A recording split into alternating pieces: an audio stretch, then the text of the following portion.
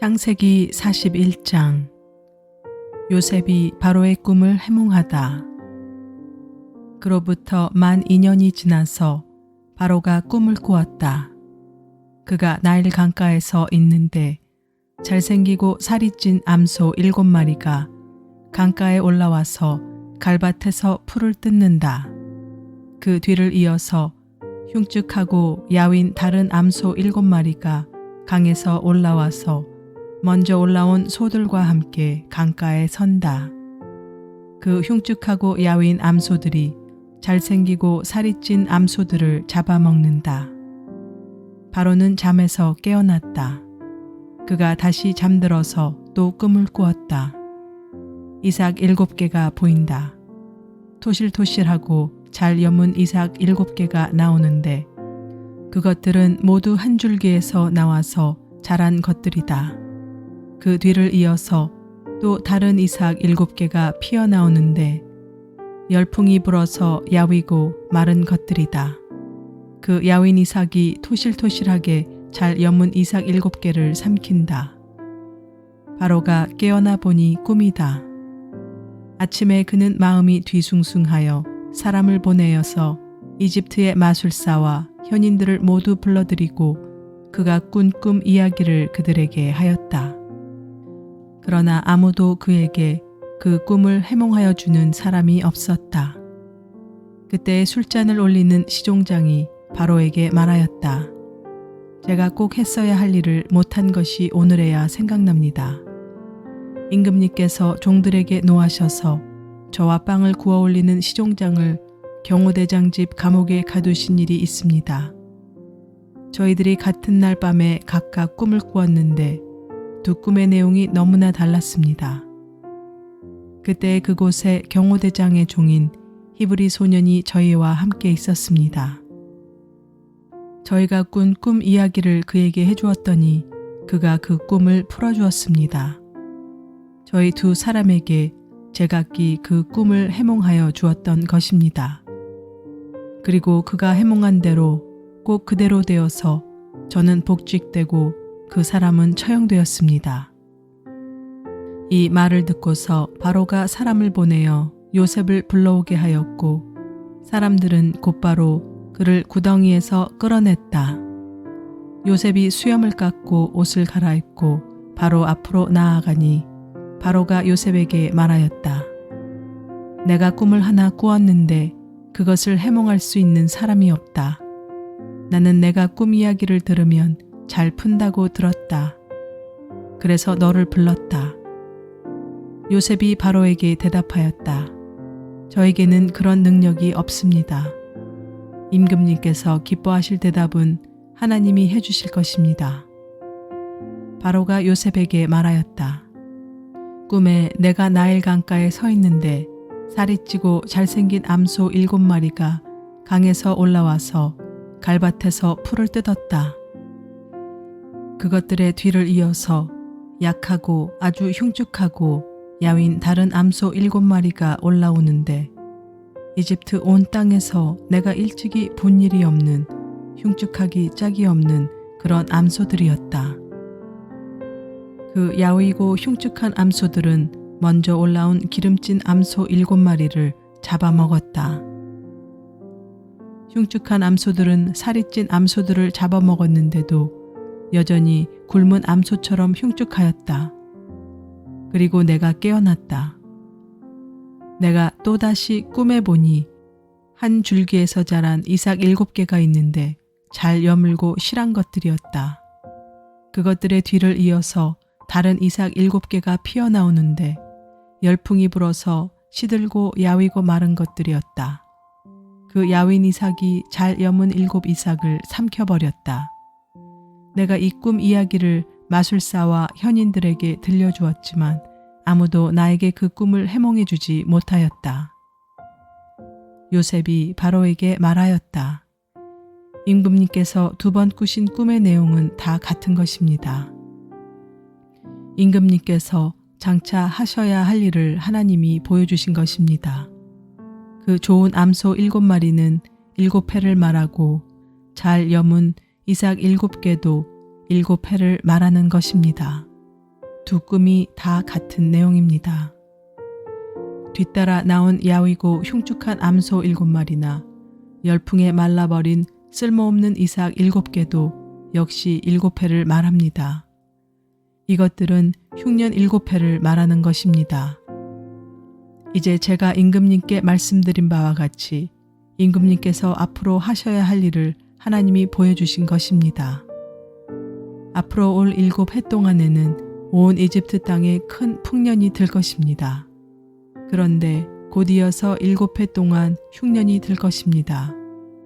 그렇게 되면 이집트 땅에 언제 풍년이 있었더냐는 듯이 지나간 일을 다 잊어버리게 될 것입니다. 그리고 기근이 이 땅을 황폐하게 할 것입니다. 풍년이 든 다음에 오는 흉년은 너무나도 심하여서 이집트 땅에서는 아무도 그 전에 풍년이 든 일을 기억하지 못할 것입니다. 임금님께서 같은 꿈을 2번이나 거듭 꾸신 것은 하나님이 이 일을 하시기로 이미 결정하시고 그 일을 꼭 그대로 하시겠다는 것을 말씀해 주시는 것입니다. 이제 임금님께서는 명철하고 슬기로운 사람을 책임자로 세우셔서 이집트 땅을 다스리게 하시는 것이 좋을 듯합니다. 임금님께서는 전국의 관리들을 임명하셔서 풍년이 계속되는 7해 동안에 이집트 땅에서 거둔 것의 5분의 1을 해마다 받아들이도록 하심이 좋을 듯합니다. 앞으로 올 풍년에 그 관리들은 온갖 먹거리를 거두어 드리고 임금님의 권한 아래 각 성읍의 곡식을 갈무리하도록 하십시오. 이 먹거리는 이집트 땅에서 7해 동안 이어갈 흉년에 대비해서 그때 이 나라 사람들이 먹을 수 있도록 갈무리해 두셔야 합니다.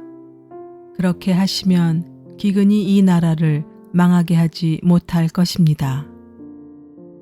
요셉이 이집트의 총리가 되다. 바로와 모든 신하들은 이 제안을 좋게 여겼다. 바로가 신하들에게 말하였다. 하나님의 영이 함께하는 사람을 이 사람 말고 어디에서 또 찾을 수 있겠느냐.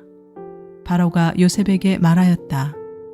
하나님이 너에게 이 모든 것을 알리셨는데 너처럼 명철하고 슬기로운 사람이 어디에 또 있겠느냐. 내가 나의 집을 다스리는 책임자가 되어라. 나의 모든 백성은 너의 명령을 따를 것이다. 내가 너보다 높다는 것은 내가 이 자리에 앉아 있다는 것뿐이다. 바로가 또 요셉에게 말하였다. 내가 너를 온 이집트 땅의 총리로 세운다. 그렇게 말하면서 바로는 손가락에 끼고 있는 옥새 반지를 빼서 요셉의 손가락에 끼우고 고운 모시옷을 입히고 금 목걸이를 목에다 걸어주었다.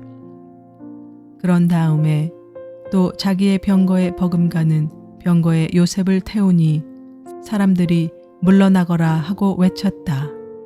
그렇게 해서 바로는 요셉을 온 이집트 땅의 총리로 세웠다. 바로가 요셉에게 말하였다. 나는 바로다. 이집트 온 땅에서 총리의 허락이 없이는 어느 누구도 손 하나 발 하나도 움직이지 못한다. 바로는 요셉에게 사브낫 바네아라는 이름을 지어주고 온의 제사장 보디베라의 딸 아스낫과 결혼을 시켰다. 요셉이 이집트 땅을 순찰하러 나섰다. 요셉이 이집트 땅 바로를 섬기기 시작할 때 그의 나이는 30살이었다. 요셉은 바로 앞에서 물러나와서 이집트 온 땅을 두루다니면서 살폈다. 풍년을 이룬 7해 동안에 땅에서 생산된 것은 대단히 많았다. 요셉은 이집트 땅에서 7해 동안 이어간 풍년으로 생산된 모든 먹거리를 거두어 들여 여러 성읍에 저장해 두었다. 각 성읍 근처 밭에서 나는 곡식은 각각 그 성읍에 쌓아두었다. 요셉이 저장한 곡식의 양은 엄청나게 많아서 마치 바다의 모래와 같았다. 그 양이 셀 수 없을 만큼 많아져서 기록을 중단할 수밖에 없었다. 요셉과 온의 제사장 보디베라의 딸 아스낫 사이에서 두 아들이 태어난 것은 흉년이 들기 전이었다. 요셉은 하나님이 나의 온갖 고난과 아버지 집 생각을 다 잊어버리게 하셨다 하면서 맏아들의 이름은 므낫세라고 지었다. 둘째는 내가 고생하던 이 땅에서 하나님이 자손을 번성하게 해주셨다 하면서 그 이름을 에브라임이라고 지었다. 이집트 땅에서 7해 동안 이어가던 풍년이 지나니 요셉이 말한 대로 7해 동안의 흉년이 시작되었다. 온 세상에 기근이 들지 않은 나라가 없었으나 이집트 온 땅에는 아직도 먹거리가 있었다. 그러나 마침내 이집트 온 땅의 백성이 굶주림에 빠지자 그들은 바로에게 먹을 것을 달라고 부르짖었다. 바로는 이집트의 모든 백성에게 요셉에게로 가서 그가 시키는 대로 하여라 하였다. 온 땅에 기근이 들었으므로 요셉은 모든 창고를 열어서 이집트 사람들에게 곡식을 팔았다. 이집트 땅 모든 곳에 기근이 심하게 들었다. 기근이 온 세상을 뒤덮고 있었으므로 다른 나라 사람들도 요셉에게서 곡식을 사려고 이집트로 왔다. 창세기 42장. 요셉의 형들이 이집트로 가다. 야곱은 이집트에 곡식이 있다는 말을 듣고서 아들들에게 말하였다. 왜 서로 얼굴들만 쳐다보고 있느냐? 야곱이 말을 이었다. 듣자 하니 이집트에 곡식이 있다고 하는구나. 그러니 그리로 가서 곡식을 좀 사오너라. 그래야 먹고 살지 가만히 있다가는 굶어 죽겠다. 그래서 요셉의 형 10명이 곡식을 사려고 이집트로 갔다. 야곱은 요셉의 아우 베냐민만은 형들에게 딸려 보내지 않았다. 베냐민은 같이 보냈다가 무슨 변이라도 당할까 보아 겁이 났기 때문이다. 가나안 땅에도 기근이 들었으므로 이스라엘의 아들들도 곡식을 사러 가는 사람들 틈에 끼었다. 그때 요셉은 나라의 총리가 되어서 세상의 모든 백성에게 곡식을 파는 책임을 맡고 있었다. 요셉의 형들은 거기에 이르러서 얼굴을 땅에 대고 엎드려 요셉에게 절을 하였다. 요셉은 그들을 보자마자 곧바로 그들이 형들임을 알았다. 그러나 짐짓 모르는 채 하고 그들에게 엄하게 물었다. 당신들은 어디에서 왔소? 그들이 대답하였다. 먹거리를 사려고 가나안 땅에서 왔습니다. 요셉은 형들을 알아보았으나 형들은 요셉을 알아보지 못하였다. 그때 요셉은 형들을 두고 꾼 꿈을 기억하고 그들에게 말하였다. 당신들은 첩자들이요. 이 나라의 허술한 곳이 어디인지를 엿보러 온 것이 틀림없소. 그들이 대답하였다.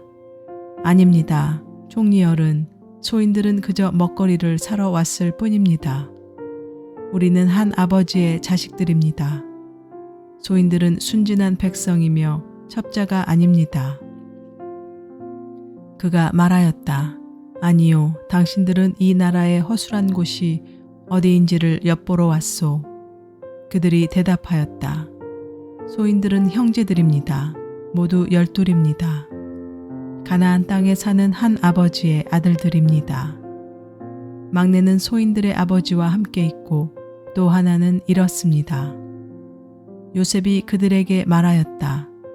내 말이 틀림없소. 당신들은 첩자들이요. 그러나 당신들이 진실을 증명할 길이 있소. 바로께서 살아계심을 두고 맹세하오. 당신들이 막내 아우를 이리로 데리고 오지 않으면 당신들은 여기에서 한 발자국도 벗어나지 못하오. 당신들 가운데서 한 사람을 보내어 당신들 집에 남아있는 아우를 이리로 데려오게 하고 나머지는 감옥에 가두겠소. 나는 이렇게 하여 당신들이 한 말이 사실인지를 시험해 보겠소. 바로께서 살아계심을 두고 맹세하오. 당신들이 그렇게 하지 못하면 당신들은 첩자라는 누명을 벗지 못할 것이오. 요셉은 그들을 감옥에 사흘 동안 가두어 두었다. 사흘 만에 요셉이 그들에게 말하였다. 나는 하나님을 두려워하오. 당신들은 이렇게 하시오. 그래야 살 수 있소. 당신들이 정직한 사람이면 당신들 형제 가운데서 한 사람만 여기에 갇혀 있고 나머지는 나가서 곡식을 가지고 돌아가서 집안 식구들이 허기를 면하도록 하시오. 그러나 당신들은 반드시 막내 아우를 나에게로 데리고 와야 하오. 그래야만 당신들의 말이 사실이라는 것을 증명할 수 있을 것이며 당신들이 죽음을 면할 것이오. 그들은 그렇게 하기로 하였다. 그들이 서로 말하였다. 그렇다. 아우의 일로 벌을 받는 것이 분명하다. 아우가 우리에게 살려달라고 애원할 때 그가 그렇게 괴로워하는 것을 보면서도 우리가 아우의 애원을 들어주지 않은 것 때문에 우리가 이제 이런 괴로움을 당하는구나. 르우벤이 그들에게 대답하였다. 그러기에 내가 그 아이에게 못할 짓을 하는 죄를 짓지 말자고 하지 않더냐. 그런데도 너희는 나의 말을 들은 채도 하지 않았다. 이제 우리가 그 아이의 핏값을 치르게 되었다. 그들은 요셉이 통역을 세우고 말하였으므로 자기들끼리 하는 말을 요셉이 알아듣는 줄을 전혀 알지 못하였다. 듣다 못한 요셉은 그들 앞에서 잠시 물러가서 울었다.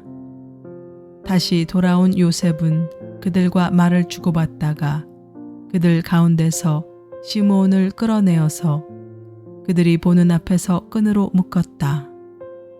요셉은 사람들을 시켜서 그들이 가지고 온 통에다가 곡식을 채우게 하고 각 사람이 낸 돈은 그 사람의 자루에 도로 넣게 하고 또 길에서 먹을 것은 따로 주게 하였다. 요셉이 시킨 대로 다 되었다. 요셉의 형들이 가나안으로 돌아가다. 그들은 곡식을 나귀에 싣고 거기를 떠났다. 그들이 하룻밤 묵어갈 곳에 이르렀을 때 그들 가운데서 한 사람이 자기 나귀에게 먹이를 주려고 자루를 풀다가 자루 아귀에 자기의 돈이 그대로 들어있는 것을 보았다. 그는 이것을 자기 형제들에게 알렸다. 내가 낸 돈이 도로 돌아왔다. 나의 자루 속에 돈이 들어있어. 이 말을 들은 형제들은 얼이 빠진 사람처럼 떨면서 서로 쳐다보며 한탄하였다. 하나님이 어찌하여 우리에게 이런 일을 하셨는가?